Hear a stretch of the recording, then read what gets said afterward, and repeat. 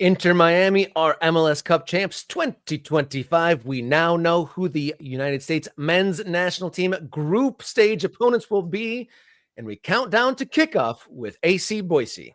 That and much more on a great episode of Morning Kickaround. Up ahead.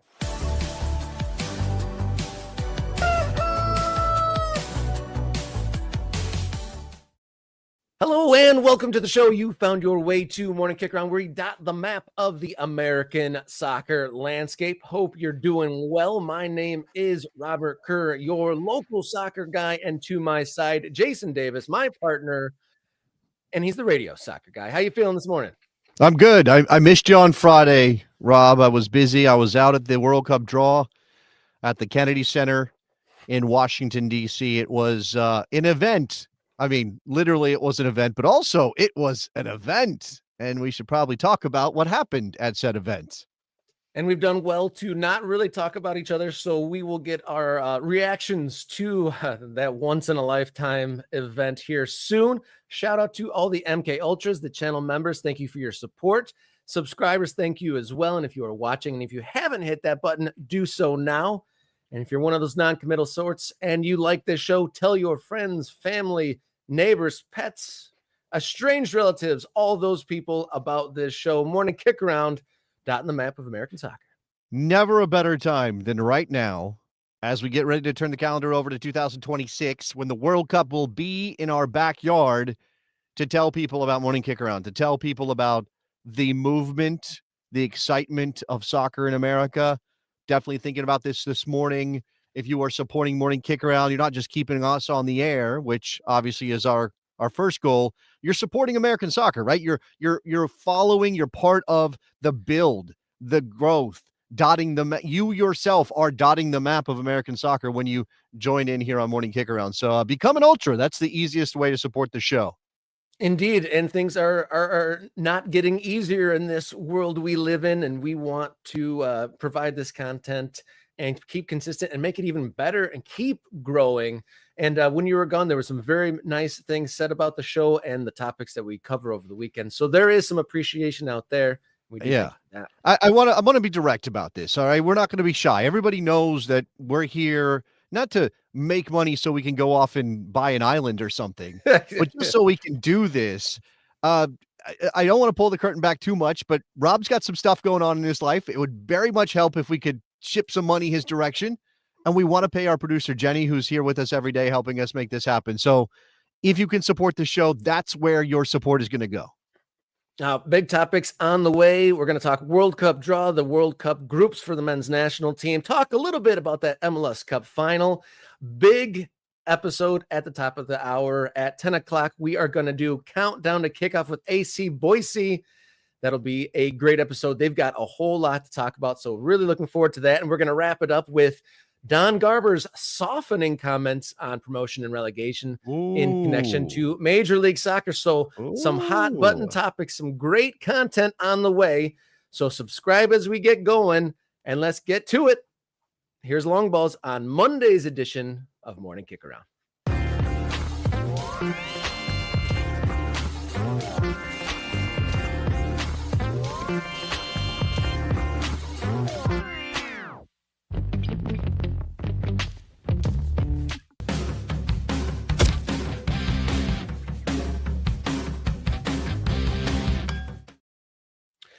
Welcome on in. Long Balls here on Morning Kickaround. I'm Robert. He's Jason. Shortly after we concluded Friday's show, the World Cup draw event started. And then a few more hours after that, we learned the groups for each team participating in the World Cup 2026. Jason was there for SiriusXM, and we intentionally didn't talk because we wanted to have a reaction with each other. I want to hear what the boots on the ground experience was at the Kennedy Center on Friday. I was a TV viewer, and I've got to tell you, it had an impact on me, and it was not a positive one. To be hyperbolic, but I honestly felt like my life was worse after that event. I think a lot of people did. But based from the reactions I saw, and okay, let me tell you the story of my day at the World Cup draw, the glamorous day that your friend Jason Davis had at the World Cup draw in Washington, D.C. So, as you know, there were dignitaries on hand at the World Cup draw. One in particular who necessitates a certain security apparatus around any travel he does, any place he goes. And so when I got to DC, I had a normal Friday morning. I dropped my kid off at school. I came back home. I got dressed. I decided to suit up for the day. You know, it is a World Cup draw. It's a Kennedy Center. It's a nice event. Suited up.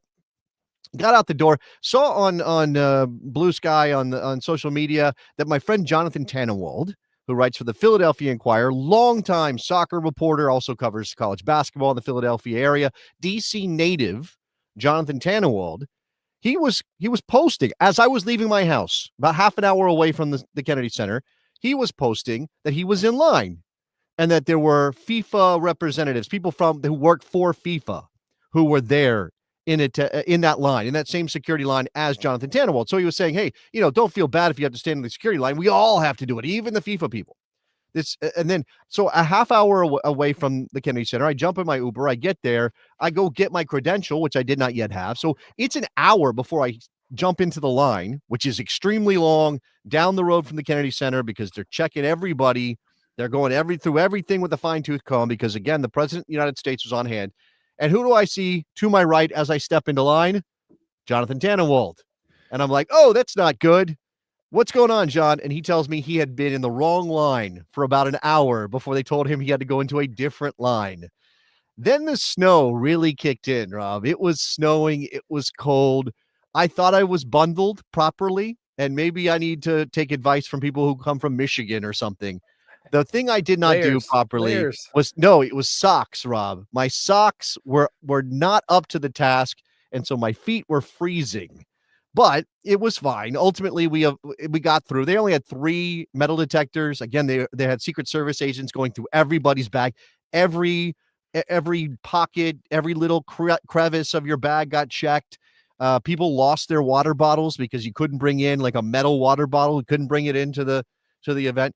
Once inside, it was just a gaggle of journalists from all over the world. And that's the one thing that you obviously take stock of right away, is that it is an international event, fully international. In name a language, I probably heard it on the day. Ultimately, they shoved us in a room, and there was workspace for journalists, and not enough of it. I ended up being okay. I did my radio hits from that room where a giant screen was showing the draw. So I actually never got inside the opera hall where the draw was happening because it was too small. You had to have a super special invite to get into that room. Ultimately, they did do a mixed zone, so various dignitaries came out and talked to the press. I was unable to attend that because I had to get back from my regular radio show. But I talked to a lot of people. I had a conversation with Charlie Davies and Taylor Twellman. I saw all the journalists I know, Doug McIntyre, Jeff Carlisle, Paul Tenorio, Henry Bushnell, friend Seth Vertelny, Thomas Floyd. These are all soccer writers who have been around for a very long time on the scene. I was sitting next to a guy from Costa Rica. Costa Rica did not make the World Cup. They will not be at the event next year. And yet they sent somebody to cover the World Cup because it's the World Cup. Right. So now we should probably talk about the actual draw, Rob. Yeah. So like I said, I don't know. There were so many things to deflate because this is, the World Cup draw. This is when the World Cup becomes real. The games get scheduled. The teams the matchups all become realized. So I watched the first half hour. I mean, the first moments were probably the best. Andrea Bocelli coming out and doing his song, that was great. But who was the stage director of this? This was one of the most awkward, guided and directed things I've ever seen. I've seen community theater with better stage direction. Kevin Hart next to Heidi Klum. I thought it was going to be funny, but it was just awkward. Kevin mailed it in. I mean, he did what he could, I guess. The jokes were poorly written. You wouldn't expect them to be good. I don't know who they hired for this, but it's a lot of like trying to pretend like you're saying things off the cuff while you're clearly staring down the monitor, staring down the teleprompter like this. Kevin Hart, the world's game is football. It's so obvious that all of this is just awkward as hell. We had the whole thing about the heads of state doing the draw, except not doing the draw. And I mean, maybe that was all set up to give Trump an opportunity to make a joke about what was coming. But gosh, we didn't need that, did we? That extended the whole process. So half an hour into the show, once they brought up the Peace Prize stuff, I was like, all right, the draw's not happening anytime soon. I went about my life. I didn't really want to see the president up on stage after like that video for the Peace Prize thing. So I stepped away and left for an hour, and I was like, all right, I'll just go back and check the groups. Saw that they hadn't drawn it yet. So I came back an hour later. So this is 90 minutes into this broadcast. Yeah. And so I come back and they finally start the show. And it's wild to me that literally the only people that looked like they know or sounded like they knew football or soccer inside and out was Gianni Infantino. And he was being cringier than anyone, and Rio Ferdinand. And then literally no one else seemed like they really knew what they were talking about in the whole thing. Yeah, Wayne Gretzky, whose job was to read country names. Oh, terrible. And he botched it about 50% of like the 5 names he had. Yeah, Caraco, whatever. Macedonia. I want to get to this one. John Stark, Ultra, be like John. Rio Ferdinand made a right ass of himself trying to lecture us on the name of the game. Sorry, Rio, we call it soccer. Deal with it. I did not need that.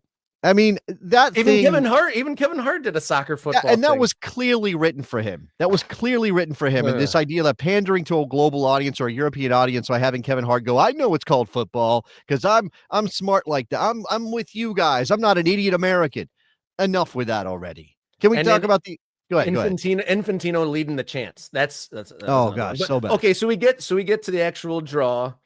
And then, I want to hear from, because everyone saw it on TV, from your perspective, how did the draw play out on your side in that media room in the bowels of the Kennedy Center? I mean, it was extremely silent because every single person in that room was covering the event and needed to get the information so that they could go do their TV hit or their radio hit or write their story. So you didn't have a lot of energy. There was a little bit of a buzz as the balls came out, right? As the draw was actually happening, you got a little bit of buzz. And as I said, I was sitting next to a Costa Rican, and he was just sort of like, he was opining on the draw because he didn't have a horse in the race. It didn't matter to him. But so he was like looking at me like that's a tough team. This one, difícil, like that, like kind of, a fácil, that one's easy. Like giving me his running commentary. I was also sitting behind a Canadian guy whose name I did not catch. He was extremely loud, extremely annoying. Don't ever believe anybody who tells you that Canadians are always polite and nice. This guy was extremely too much. I think he's the only one that applauded when the president came out, which, whatever, if you like the president, fine, but we're in a room full of journalists. It's not really an applause situation. We belabored this. Let's talk about the actual teams, Rob. This is what matters.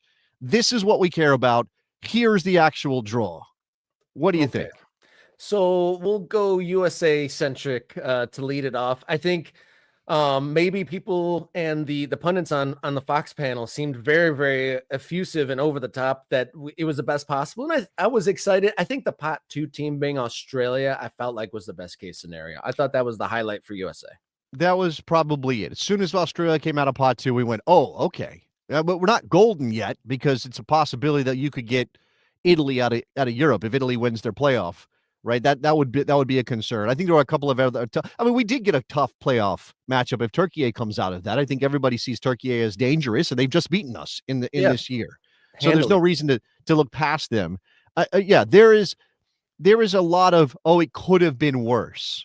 Right, I think it's not like this is the best possible draw. It's just it could have been worse, and that's fine. And you are at home in a World Cup. Look. Paraguay's not going to roll over, and they're going to have a contingent of fans supporting them when they play that game against Paraguay. I think that's the opener, right? Is it against Paraguay? They've got Australia, who will travel some fans, but will not be overwhelming in their support. Let's not pretend otherwise. And we know the U.S. can beat Australia. And then, again, the winner of Playoff C out of UEFA. And that's, again, it's not a guarantee that it's going to be Turkey, but that is kind of the smart money right now.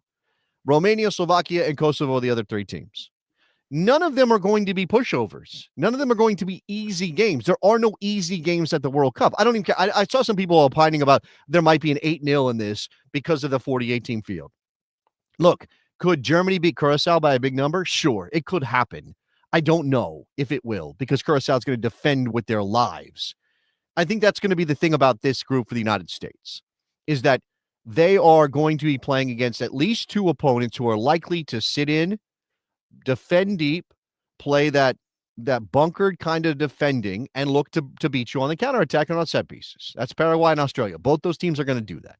So the challenge now for Mauricio Pochettino in the United States is to prepare for that issue, to prepare for having to find ways to score goals against teams whose first priority is going to be to prevent you from scoring, not getting their own goals. Yeah, and when I find one thing that was kind of fun about it was the nostalgic feelings of kind of like trying to book what's going to be a hard game, what's going to be a tough game, but then remembering like when you actually get to this, when it's real, none of these games will be easy, honestly. No. I mean, obviously opponents differ, but when you dig in on it, think back on the last World Cup when, they were playing Saudi Arabia and Wales and those sort of games, none of that was easy. Like none of these games will ever be simple. No, but again, I think that there's obviously a spectrum of reaction that is possible and defensible. One of them is the Alexi Lalas reaction, which is thank the soccer gods for this draw because it is a great draw. There is the recognition here that these are tough teams, that the United States is not overwhelmingly better than any of these teams on paper, right? Especially if you look at ranking. Now, you could say this is a kind draw because, well, Australia is not going to take the game to you, and maybe that's a benefit. Maybe you think of that as an advantage. But if you look at average ranking, and I think even ELO ranking, the United States is one of the tougher draws in the group because there's no team that's pulling down the ranking dramatically, right? There's no Curacao, there's no Uzbekistan, there's no team that looks like a patsy. And does that benefit the United States? Well, maybe not if you finish third, because there are going to be 8 third-place teams that will advance, but you kind of need a patsy to beat up on to get the points necessary to be one of the best third-place teams. But I don't think that this is a problem, and I think the United States is certainly capable of finishing top 2 in this group. I think they are marginal favorites, pending Turkey, and even with Turkey in the group, I would have them marginal favorites. But that's not to say that they're going to win the group. That's not predictable. Yeah, a little bit over the top reaction from the pundits, at least the initial reactions. I don't know if anyone's cooled off. It's also now. Not a disaster. It's also not like, oh my God, you can't possibly, we're going to get grouped. Stop with that. Like when we did our mock draft on last Wednesday, we got in a group with Colombia and a couple others, and that was way worse than what the reality turned out to be. So the schedule for World Cup 2026 that we know as of now: USA Paraguay on June 12th. Then 7 days later, it is USA Australia on the 19th. And then USA versus that UEFA playoff team to round off the groups on June 25th. Look, if you win your first 2 games, you don't have to worry about that UEFA winner, whoever it is. It doesn't matter. If it's Turkey, if you win your first 2 games and you got 6 points, you're going to be through to the next round. And remember, it's 32, round of 32. And the bar for the United States, the very least, I mean, we should be dreaming, we can dream of a semifinal appearance on home soil. I'm not saying that it's going to happen, and I'm not sure they're good enough, but it's happened before that a team that's not supposed to be there because they're in their own country, because things go their way, they end up in the semifinal or some magical path opens to them. But the United States can get out of this group. They should win around a 32 game. And obviously, if you hire in the group you finish, the more likely you are to get an advantageous matchup in the round of 32. And then you shoot for this round of 16, and everything after that, maybe it's gravy. Yeah, that's a good point. That it is also a positive of the groups, the way it was pulled, that the last game is the one against the UEFA team, because it could all be settled by then. And thanks to those who responded. I put a post right after the draw, like some thoughts. We got some good feedback on there. Continue to do so if you didn't answer. What are your thoughts on this group? And another note to say that, excuse me, that that this thing could be all kit and caboodle. But okay, so I was going to say, some people in those answers were saying that, oh, we're going to get grouped. I think that's a very negative thing to say. And then for the USA to finish third, I think would be pretty wild, but to not be in the top 8 third place, I feel like it would have to be the worst 3 games in National League history for them to finish 4th or in the bottom 4 of the third place finisher. I agree. Again, it's not to say that the United States is going to win the World Cup or even that they're sort of a semifinal team in waiting. Just to say that they are good enough to get out of this group. They're good enough to win the group if they play their best games. Yeah. Again, Paraguay did very, very well in CONMEBOL qualifying. Everybody's pointing that out in the chat. Shout out to Paraguay. And I'm not saying that was even the best effort Paraguay would give, but the United States has beaten Paraguay. So that's some sort of confidence moving forward. Right. And then Australia, we know what they are. You can beat them. And then obviously you're going to take your chances with the UEFA team. Turkey, Romania, Kosovo, Slovakia, whoever it is.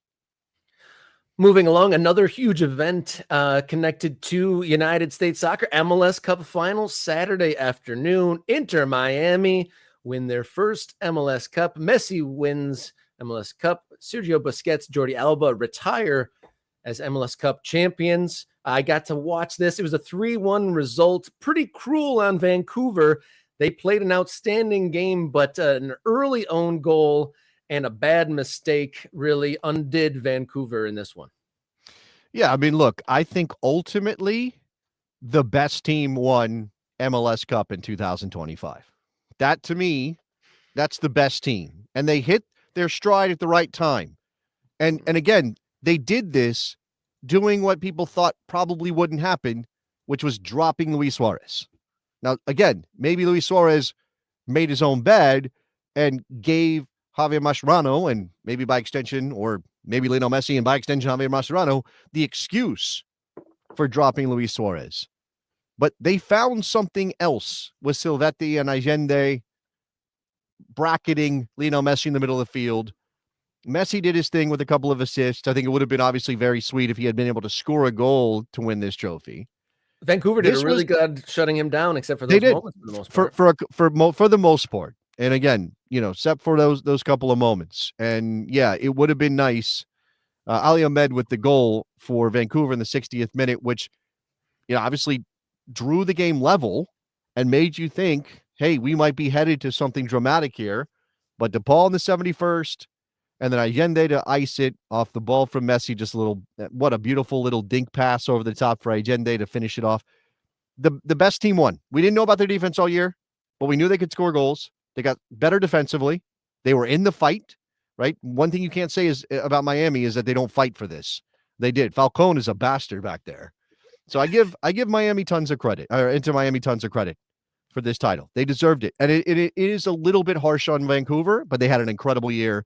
And what you hope is that this is the thing that they can take back to British Columbia, generate some more excitement around the club, and hopefully get themselves on a path to a new stadium that will keep them in Vancouver, because that's the real fear right now.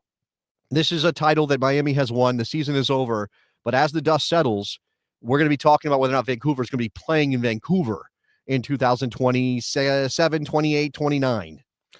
Yeah, that's an outrageous situation and an interesting juxtaposition that Miami concludes this era. Those players retiring, but also Chase Stadium being, pushed to the side. Miami goes to a brand new stadium next year, while Vancouver's situation is to be determined, to put it kindly. And Don Garber having some words to say about that. But just quick notes on the game itself.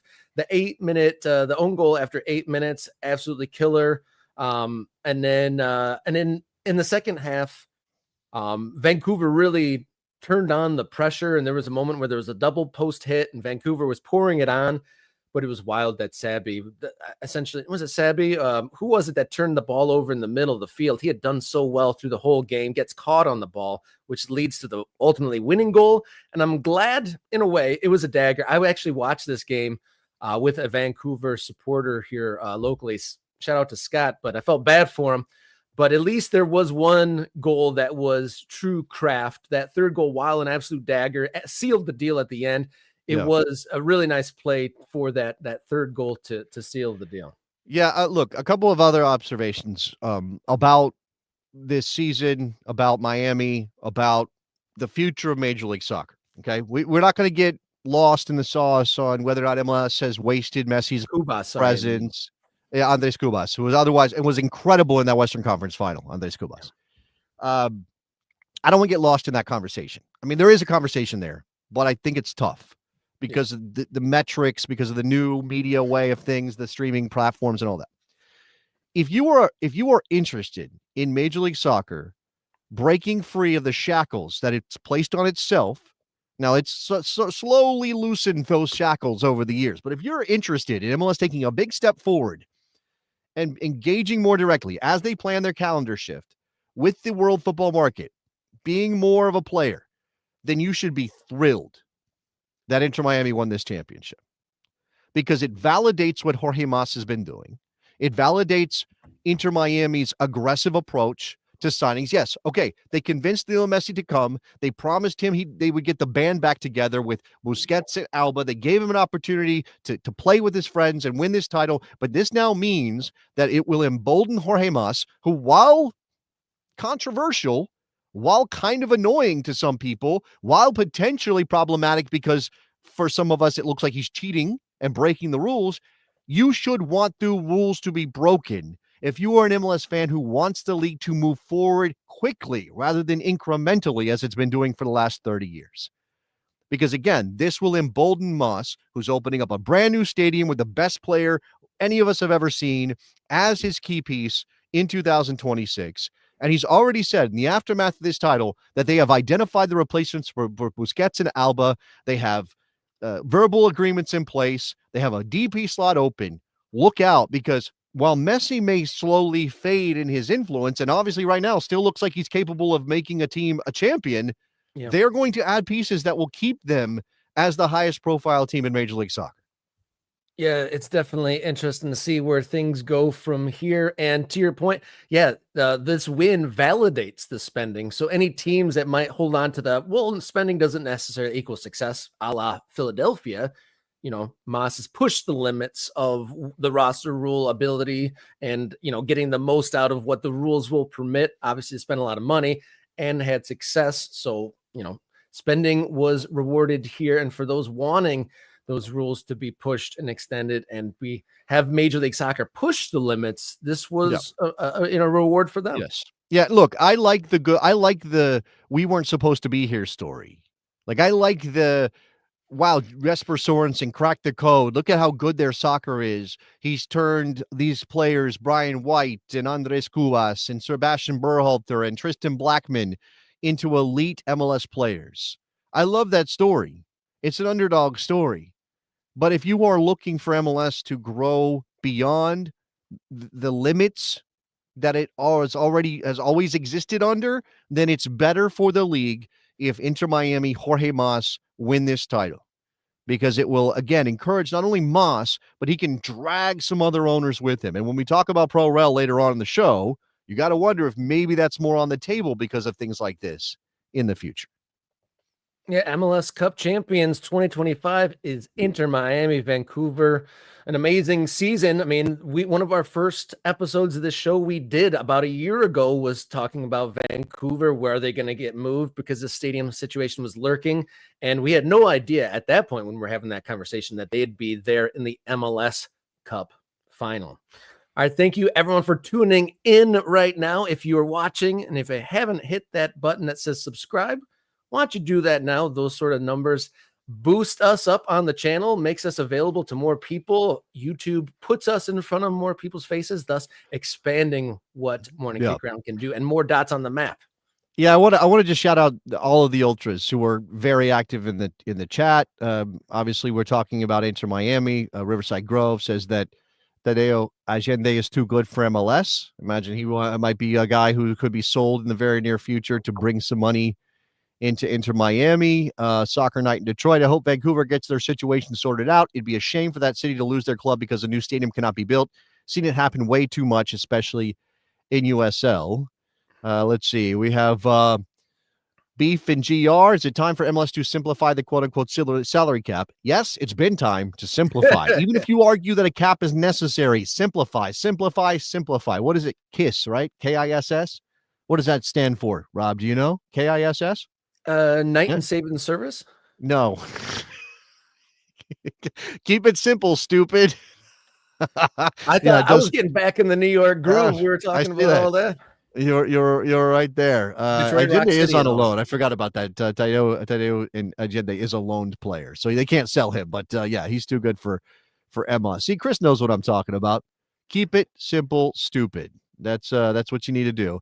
I think the salary cap rules, when you compare them to the way the rest of the soccer world works, make it less accessible, make the league less accessible to fans. Now, in the NBA, somewhat in the NFL, there are complicated rules around contracts and signings, and people love that stuff. The nerds love it. There's the trade machine and all that stuff in the NBA. People love like, oh, can you trade this one for this one? Well, you got to match the contracts and all that stuff.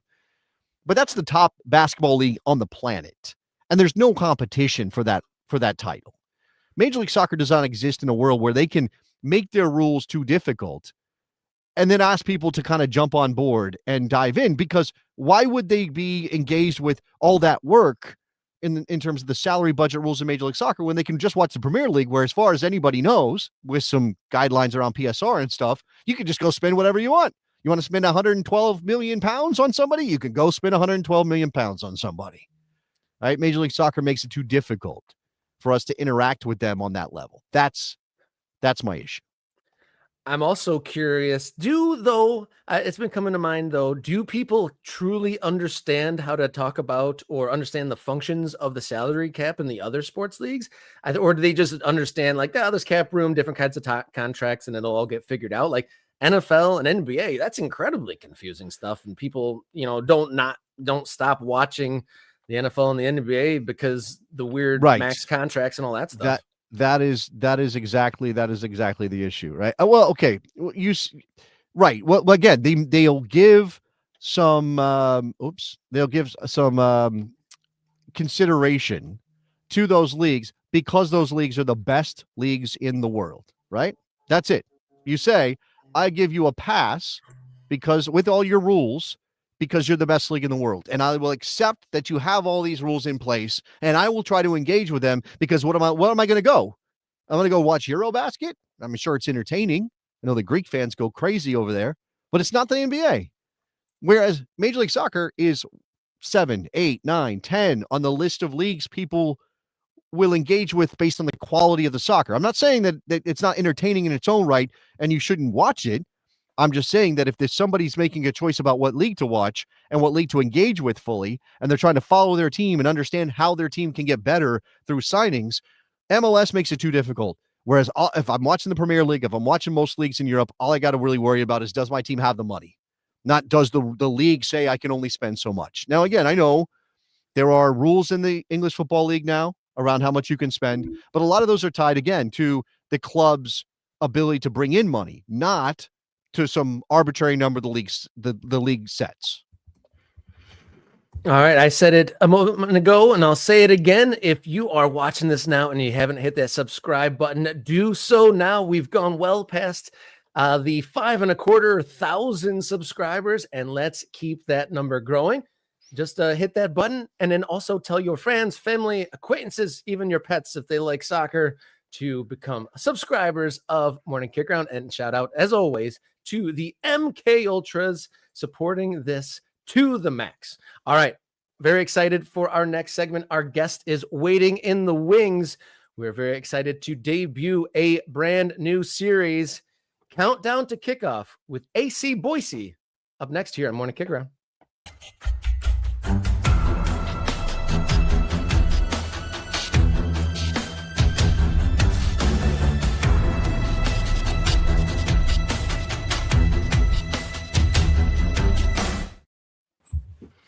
Welcome to Countdown to Kickoff, AC Boise, a series where we'll be following and collecting firsthand accounts from the club and the community as they work their way towards their first kick of the ball as they join USL League One in spring 2026. And to lead off this series and get us up to date, they've been very busy. We are now joined by co-founder and CEO of AC Boise, Brad Stith. Welcome. Hey guys, how are you this morning? Doing very well, Brad. Looks like you have a lovely sunrise happening behind you right now. Beautiful shot to start us off. I mean, what could be more metaphorically perfect than a sunrise as we kick off our countdown to kickoff with AC Boise? Thank you for your time. First of all, before we dive in, and I know we have a lot of topics to get to, how are you feeling less than 100 days from kickoff? I mean, we're feeling great.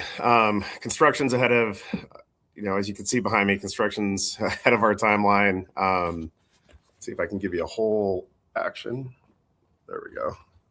So supporter section's up, club seats, infrastructure's down.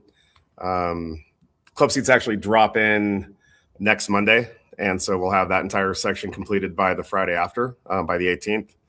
So had our kit reveal on Wednesday, which I'm sure you guys probably saw some of the marketing that went out on that. Our NBC affiliate here streamed it live and had a sold out Egyptian theater in downtown Boise with an after party that had about another 400 people there. So just had hundreds there that night.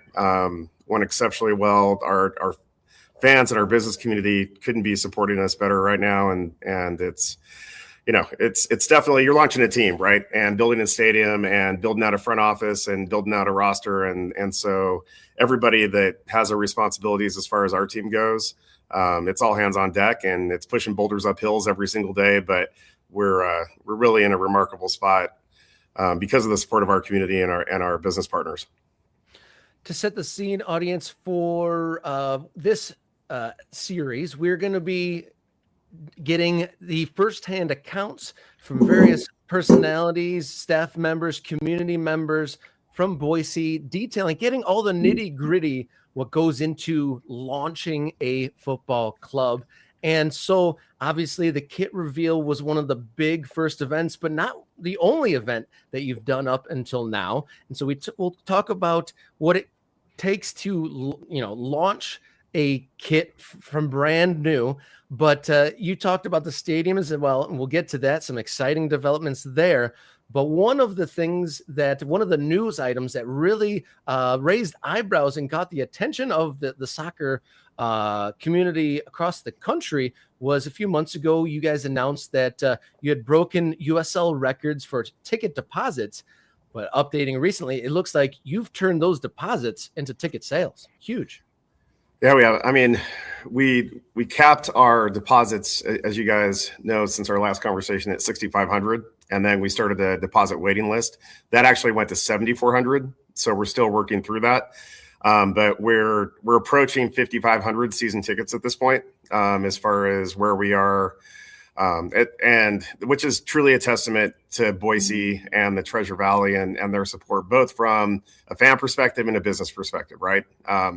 For our corporate partners, it's important that you've got a full building. And so when you're looking at, the business perspective of that drive,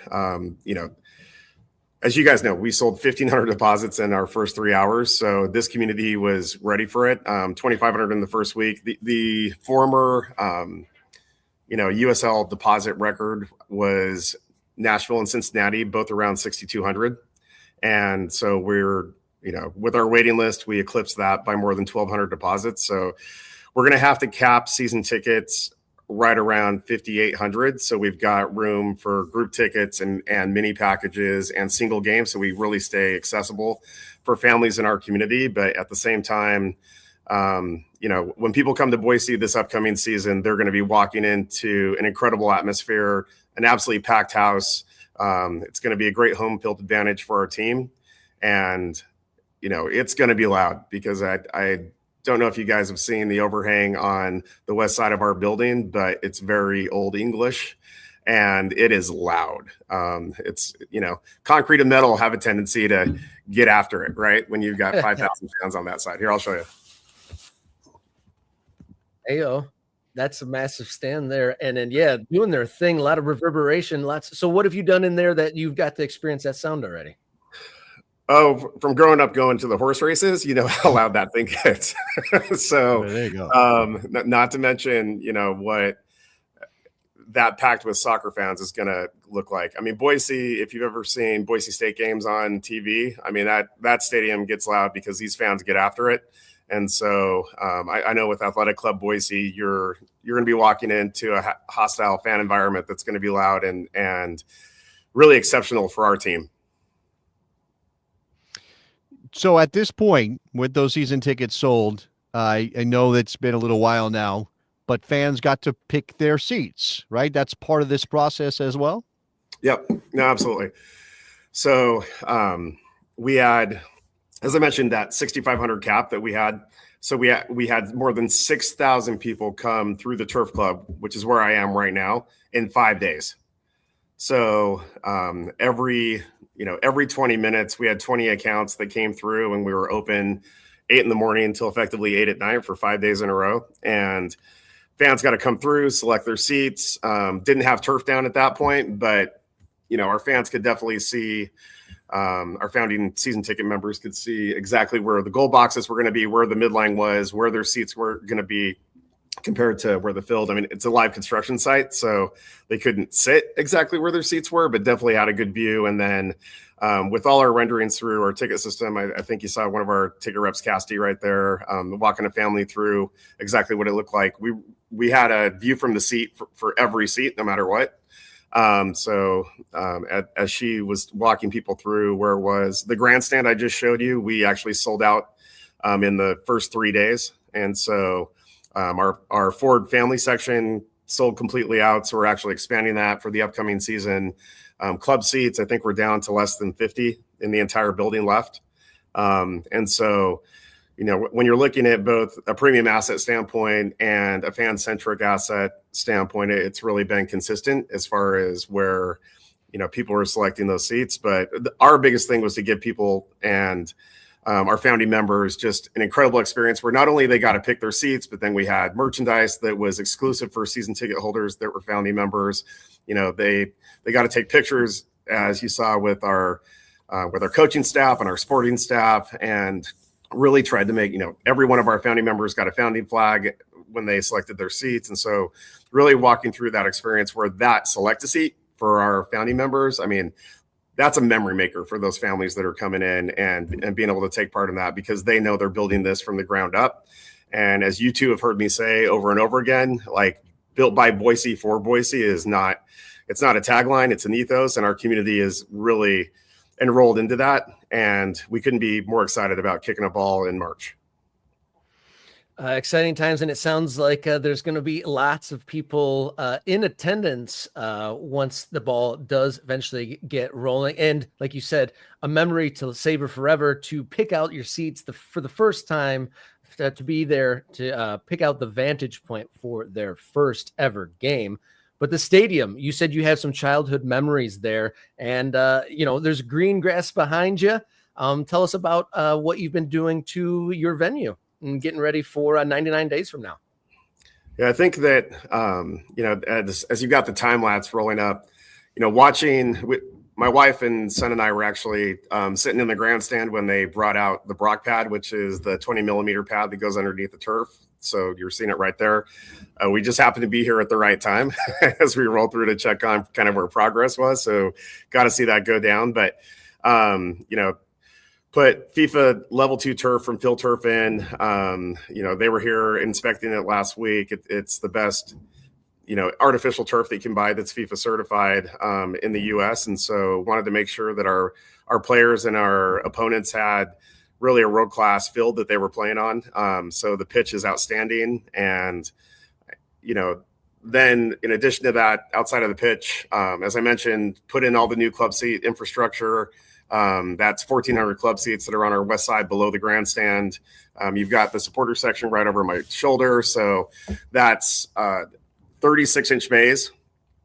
So true European rail style. So 36-inch bays, 24-inch rise over run. So there's 3 steps as you go up. So that supporter section truly becomes a wall behind you and is what I would call a proper, supporter section when you're talking about a supporter wall and what a supporter wall is supposed to look like. AB Alta actually has the same design. So my good friend John that's over there, they had an architect that was commissioned to build that for them last year, and I love the design, and so we brought it here to Boise.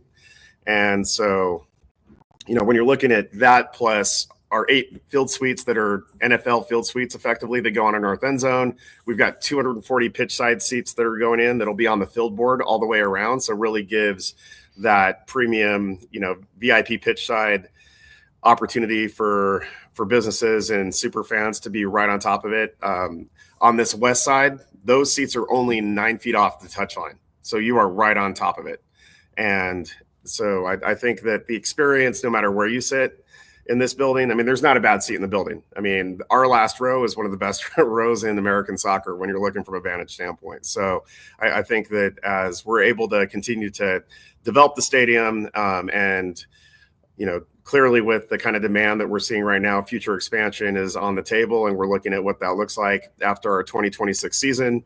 But pragmatically, we also know that it's an expansion team. You're going to have a honeymoon period from a business perspective. This isn't our first rodeo with that. But if you give fans and your business community a world-class experience and you give those families a memory maker that they can cherish forever, then that will keep them coming back. And our ability to expand, as I mentioned to you guys in our last conversation, we can take this all the way up to 25,000. That's obviously not where we're going next year. But at the same time, we want to make sure that we stay accessible for the community and continue to make those memories that are most important. And that's our priority.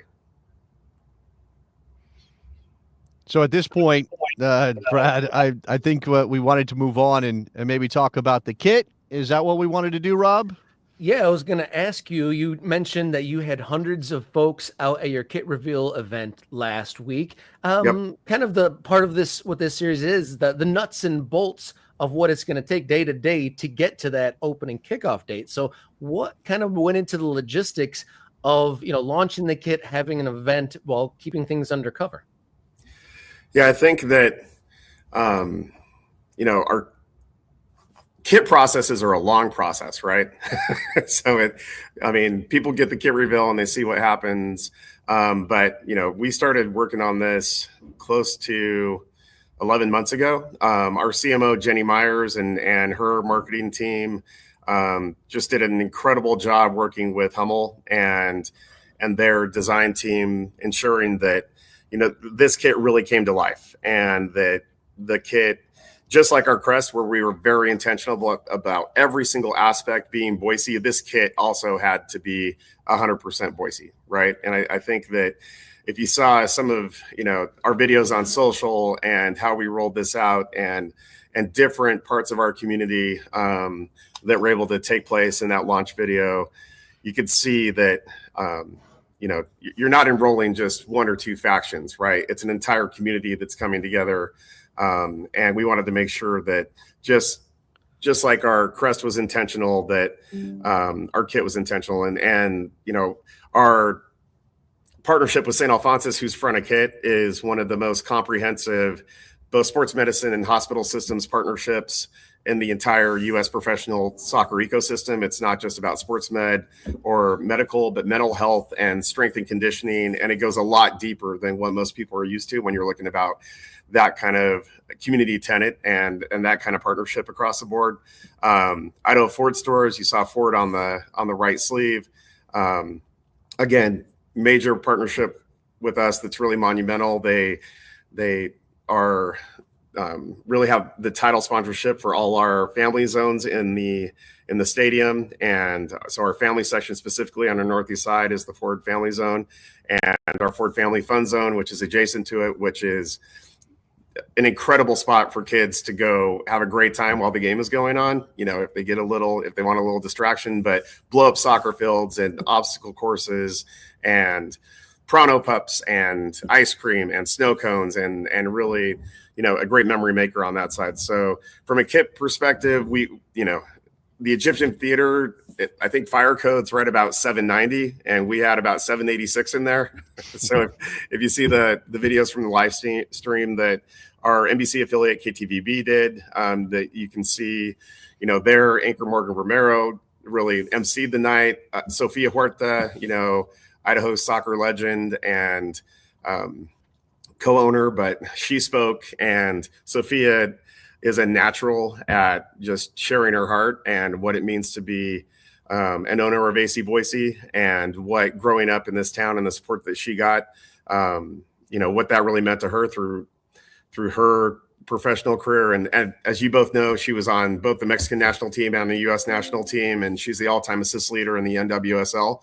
So not too shabby of a career that she's got going right now. She still just finished the season with the Seattle Reign and continues to be there. So when you can bring those kind of people together, in addition to having messaging from like Casey Keller and And then Nate Miller, our coach, he was out of town, but had a message for the fans too. Like when you bring that kind of atmosphere and you've got a raucous full theater and the Egyptian's an icon. It's like an old state theater to give you kind of that look. But that was a great piece, but really the design of the kit was to ensure that, as you'll see, everything that we do is intentionally Boise, and it's about this community and about, bringing people together. And I talk about it all the time. And I know that you guys do too, but like with football and wearing that crest above your heart and knowing that kit is the same kit that our players are taking and they're wearing that crest above our heart and our fans are taking and wearing that. And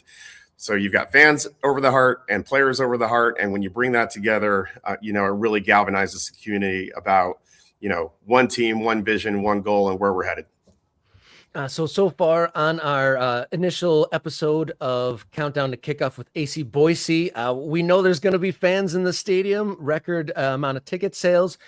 We've seen the turf get rolled out, so the venue is getting ready, and we know what they're going to be wearing. The players and the fans are going to be wearing. But now you hired Nate Miller as the first head coach of AC Boise. You had open tryouts in November. Tell us a bit about who the fans will be seeing on the field.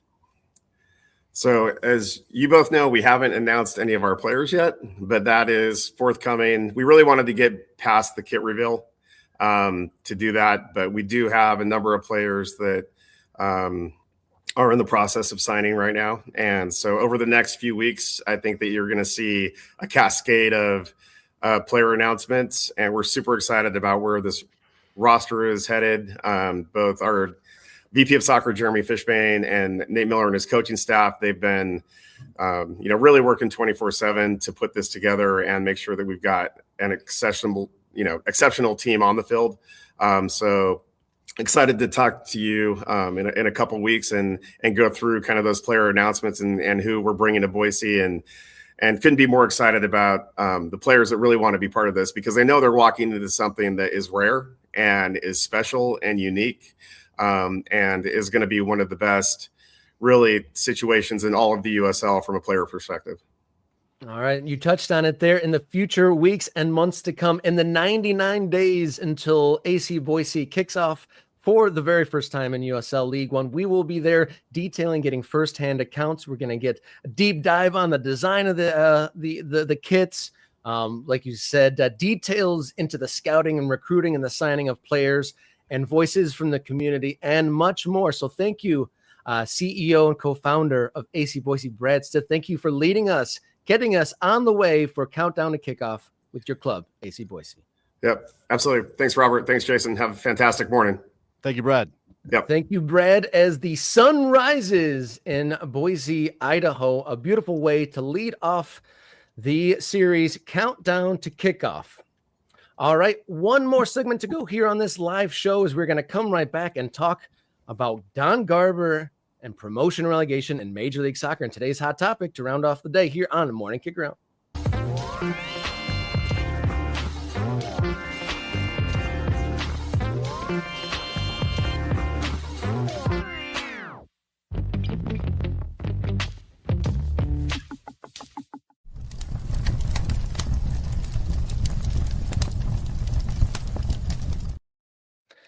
In and amongst the very busy weekend in American and global soccer, MLS Commissioner Don Garber came out and answered questions about a variety of topics, but we're going to zoom in here on promotion relegation.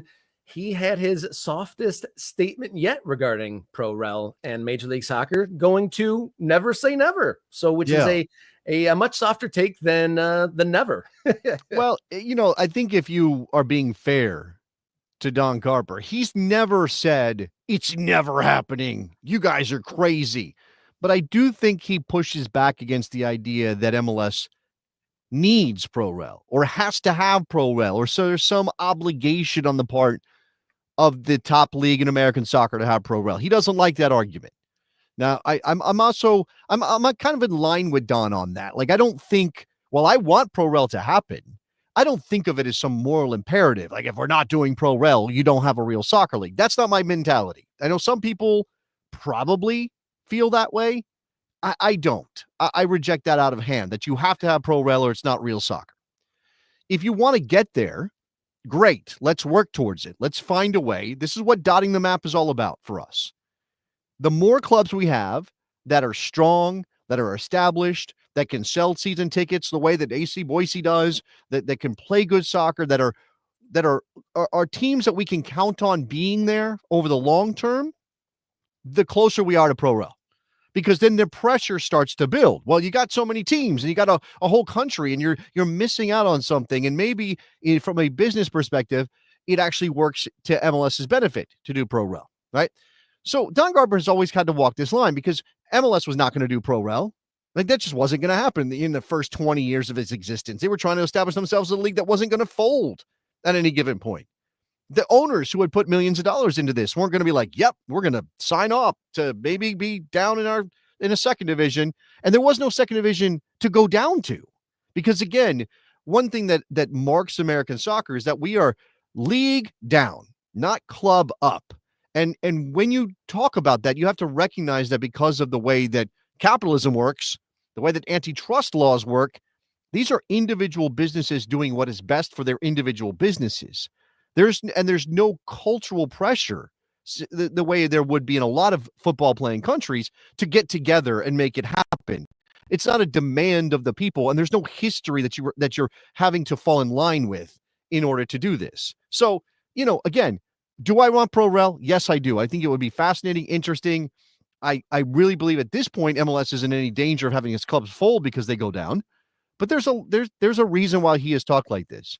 And what do we got, Rob? We've got this where he says, never say never. And you go back 10 years, 2015. What did he say in 2015? In 2015, the MLS commissioner says, we play in a country where major leagues are really successful. There is no promotion and relegation in hockey and basketball, and they work really well. Promotion and relegation is not happening in Major League Soccer anytime soon. Yes, anytime soon. Now, that's open-ended. That is not specific. And we actually found a clip. I found a clip on YouTube that speaks to his changing attitudes and the arguments he's made and things like that over the past decade, right? So 2015 is a decade ago, and Don Garber said it's not happening anytime soon. Here we are in 2025, and Don Garber is saying never say never. Now, it's also worth pointing out, and producer Jenny brought this up in the pre-show meeting, but I'll mention it. It's something I was thinking about as well. That Don Garber's a lame duck commissioner, for lack of a better way of describing him. Right?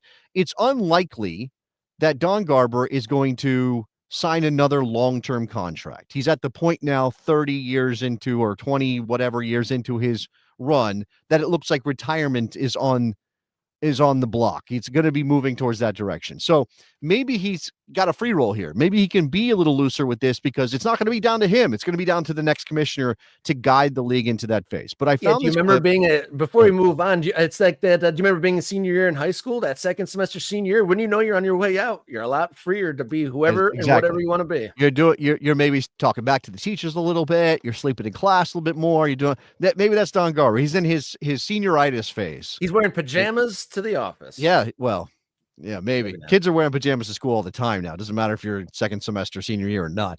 All right. This is what I wanted to bring up. So Chris Caters on YouTube. This is a video, by the way, only has less than 100 views. So, go watch it in its original form. But here's Chris Caters asking Don Garber about Pro Rel 2 years ago. Expensive stadium, a lot of work that still needs to be done.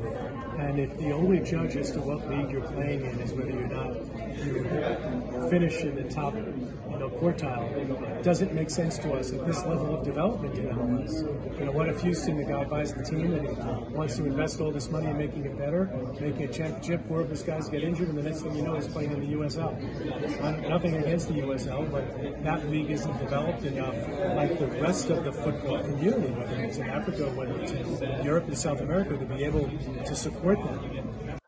All right, so that's Garber's argument 2 years ago. Does that still hold? Does his argument still hold?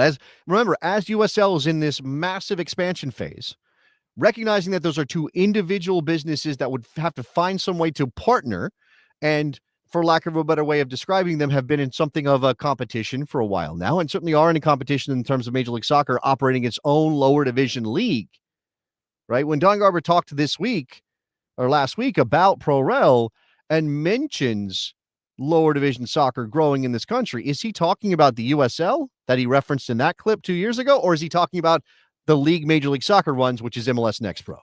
Yeah, it's a good point, because I was, my eyebrows went up a little bit when he was saying, oh, the lower leagues are doing great things now. Like, it's better now than it's ever been. And I was, surprised. I hadn't really seen him say a great deal of good things about lower leagues, but it's a good point. He may very well be effusive about what's happening in the lower leagues due to Major League Soccer, maybe trying to grow that out via MLS Next Pro. I mean, again, he didn't reference MLS Next Pro directly. He left that for us to decide. He said, maybe as the development of the lower divisions continues to grow, as they've been doing so well over the years, there will be a proper ecosystem. Frankly, I don't believe that ecosystem exists today, but who knows? I've learned to never say never. This is not a commitment. This is not we're talking about it. This is not it's none of that. It's simply a softening of a previously held stance, which was, nope, it's not going to happen here, or it's not happening in the foreseeable future, or for a very long time, or again, never say never is about as good as you're probably going to get again from Don Garber at this point. And, look, I know there's this debate about Messi and whether Major League Soccer has taken full advantage of Lionel Messi being here, or whether or not Major League Soccer did the wrong thing by signing the deal with Apple. And we know that that deal is going to end sooner than it was supposed to. And people are reading that as a negative on Major League Soccer, right? Apple is choosing to get out of business with MLS because they don't see the value there. Certainly that's a possible interpretation of that. I'm sure MLS would spin this as, this gives us freedom to find a new contract, a new television deal, blah, blah, blah, blah, blah. Right? But if this was working perfectly, if this was going gangbusters, they wouldn't be getting out of this deal. So you can talk about the business of MLS not being as good as it should be, or not being what they want it to be, but it's really hard to argue that MLS isn't in a good place business-wise. With stadiums, with the teams that have come online, with the enthusiasm in various places, there will always be stragglers. There will always be clubs that are scraping the bottom of the barrel, that don't have the attendance, that don't have the excitement, that have fumbled the bag in terms of exposure in their own markets. Some of those are original MLS clubs that have struggled to find their footing as new clubs come on board and start to get more attention. It's much easier to sell when you're new. Brad Stith mentioned it today on Countdown to Kickoff. The honeymoon period is real. Can you turn that honeymoon period into long-term success is a big question. And these MLS teams that go back to 96, 98, 2000, whatever, have struggled to be relevant in their markets. DC United, FC Dallas, Colorado Rapids, to name a few. Those clubs will always drag the league down a little bit. But what about the clubs like San Diego? What about the clubs like Miami's going to fill up that joint next year? What about Nashville, 30,000 seats and mostly full? Like these, the league is not suffering. It's maybe just not where it really wants to be.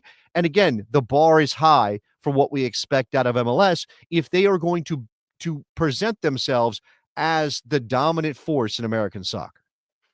Like anything, Major League Soccer, it's all about the lens in which you take. You can, make a laundry list of all the things that aren't very attractive or aren't necessarily what you'd want from it. But you can also adjust to say, wow, this has really come a long way. The likes of the players that are here, the stadiums that are there, and all the other improvements that have happened, not as fast as everyone wants. But if you think about it, going back to that 2010 clip, how many things have happened and improved in the league in the last 10 years? While we're living it, 10 years seems like forever, but in the grand scheme of things, that's not very long. One argument, though, the anti-pro-rel argument that seems to be still in the zeitgeist. I saw Peter Vermees bring it up a week or two again, and I kind of want to push back on it, is that it's impossible because owners have put so much money in already.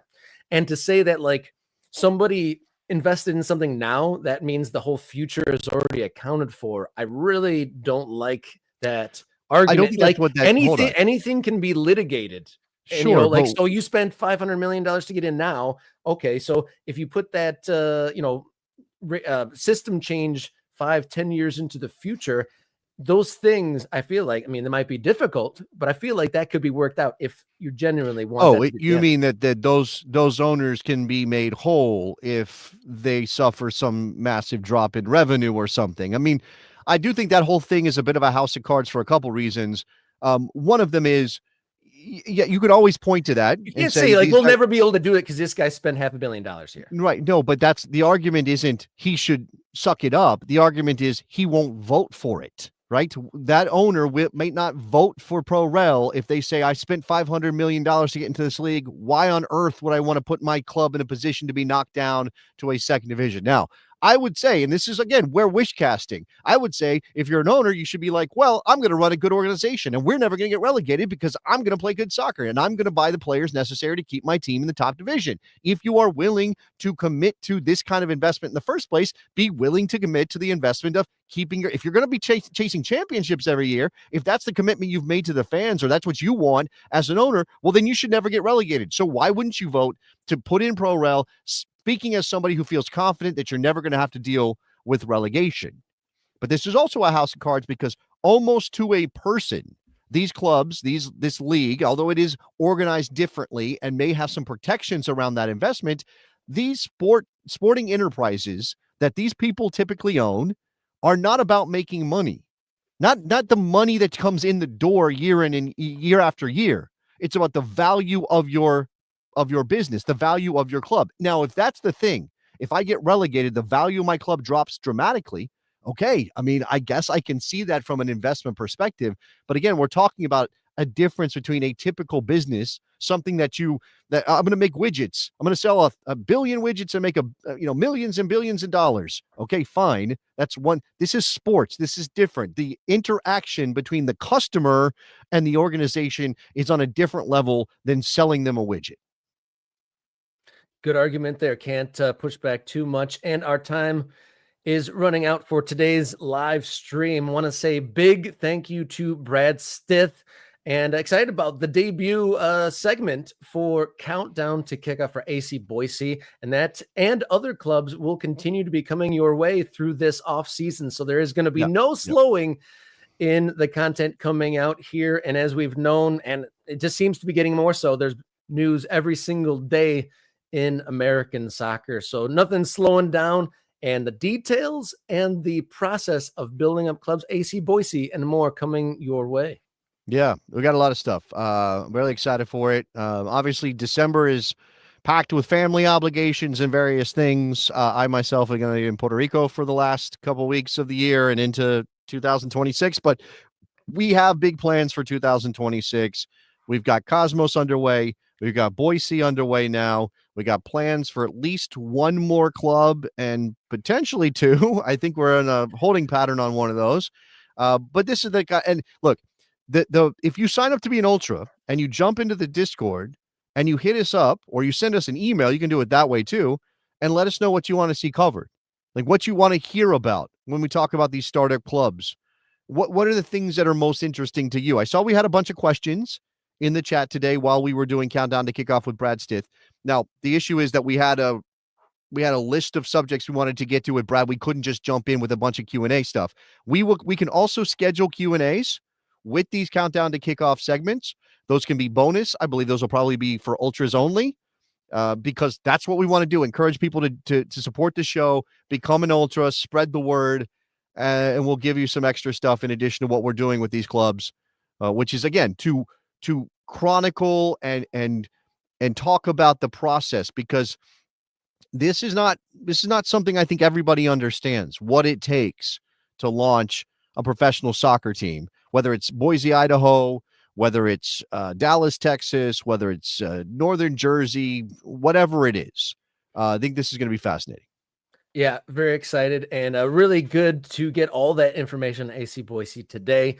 On Wednesday's show, we got a pair of guests. We're going to have another Countdown to Kickoff segment. And then the news and the guests that we wanted last week, big news on the grassroots front, should be coming on Wednesday as well. And that guest is willing to hop into the Discord as well and answer a few more questions in there. So we're going to have an exciting Wednesday ahead of us. So the action doesn't stop the dotting of the map doesn't stop, even though the domestic seasons have. Are we run their behind? course. Are we behind on the ultras too, or do I need to dot the map a little bit more? I'm not sure where we're at. So we gotta add some members and get the dot. I always do that.